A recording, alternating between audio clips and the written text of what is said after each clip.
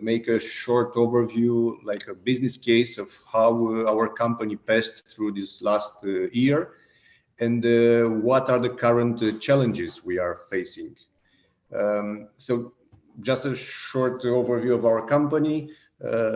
Subansamble Auto is the mother company, and the group is called the GIC Group Industrial Componente.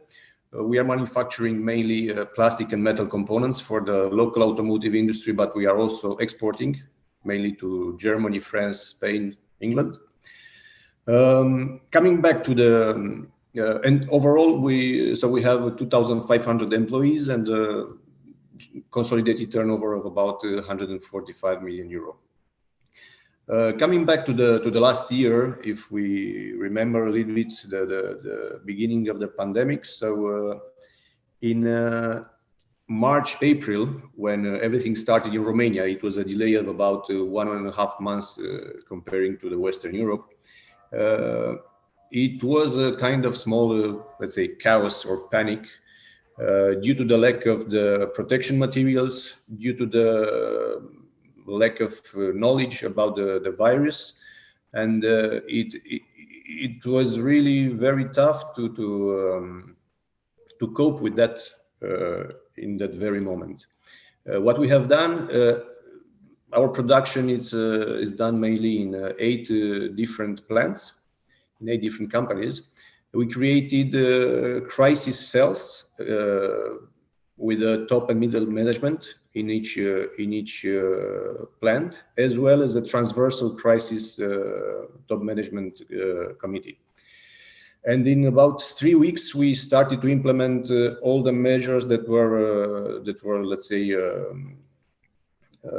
to be put in place at that moment, starting with thermovision cameras, starting with protection masks, plastic visors, reviewing the layouts of production where was possible, doubling the number of buses for the transport of the people, and so on. So it was really tough to manage all that. Hopefully we managed to implement all these things. And at that point, one of the toughest things was to convince the people to protect themselves, because the incidence in Romania was not that high at that moment. And many of them were not convinced about the existence of the virus. This changed over the time with the incidence locally.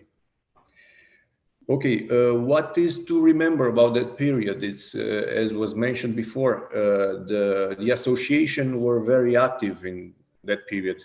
As Vice President of ACAROM, we pushed as much as possible the communication straight to the government, and we had really positive feedback from all governments starting 2020. Yeah, it was a very short loop of communication, and a lot of, let's say, ideas or suggestions that we got from our members were upraised to the state authorities that had a positive feedback. The positive feedback, as was mentioned before, you can see it in the 8 measures that were implemented, especially the technical unemployment aid, which was a very consistent one for all the companies. And I think without that, maybe just half of the companies would be standing today. So this was one positive thing. As also mentioned before, the online and remote working started to be implemented with all the challenges that comes along for the IT departments in order to maintain the cybersecurity in parallel with the remote working. Then by the end of the year 2020, let's say August, September, we saw a nice recovery of the orders. In September, we were already at the, let's say, nominal level of 2019, but unfortunately that didn't last so long, because beginning of 2021, we started to hear about the semiconductor crisis and shortage due to the cannibalization between the automotive industry, IT industry, and so on. And then we start feeling randomly different of our customers communicating that they will have temporary shutdowns. It started in Germany with the first plants, 4 plants. Then Dacia Renault announced us that they will have to reduce the production schedule to 3 days out of 5. Then Ford Craiova had to shut down for several weeks, and now they are working in 2 shifts instead of 3. And the same for all other customers that we have. And this was another pretty tough things to deal with, because when you have to deal with a production plant and start and stop, it is really complicating in managing the presence of the people, the availability of the people's raw materials, availability and level of stocks, management of the returnable packaging. So it really became a very complex equation to keep in balance. Logistics also became a challenge. And the last one, the raw material price increase. I would say it's really a price battle currently. We are facing increases starting from 20 up to 80, 100%. The availability of the raw materials is very tight, let's say. Sometimes we receive a price offer that are valid only for 3 hours. So within 3 hours, you have to place your order in order to get the raw material delivered 5 or 6 months from now on. So, as I said, the equation is very tough.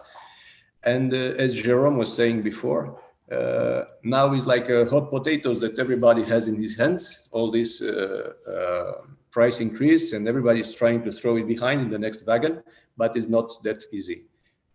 Because when you get the impact of all that price increases in your P&L, in your budget, you can see that this is not sustainable.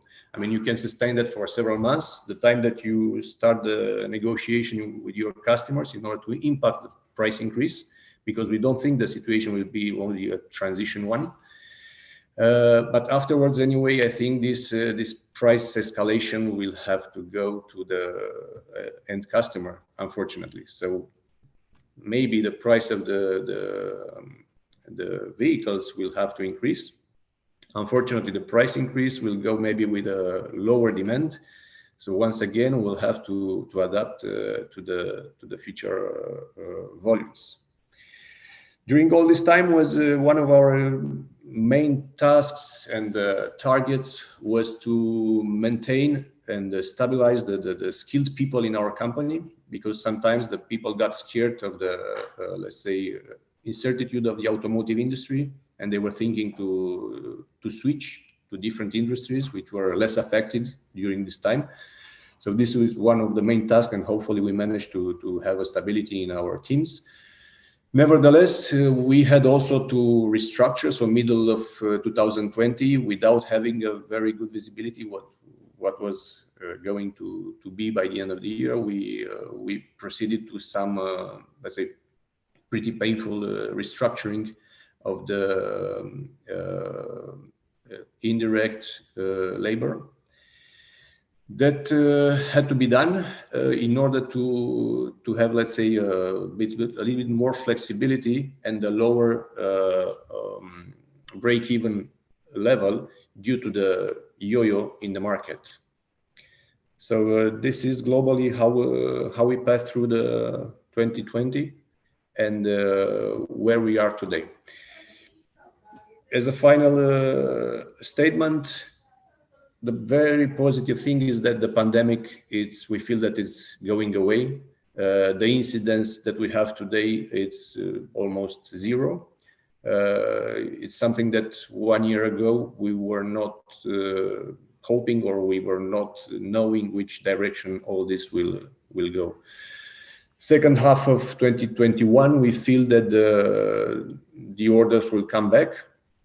The communications we have from our customers is that apparently there are new capacities for semiconductors that will start in the second half of the year, that will be able to solve partially the shortage we have in the automotive industry. And also the communication we have is that there is standing demand in the market, meaning that if the components are there, the OEMs would run at their full capacity, at least for a few months in front of us. Thank you.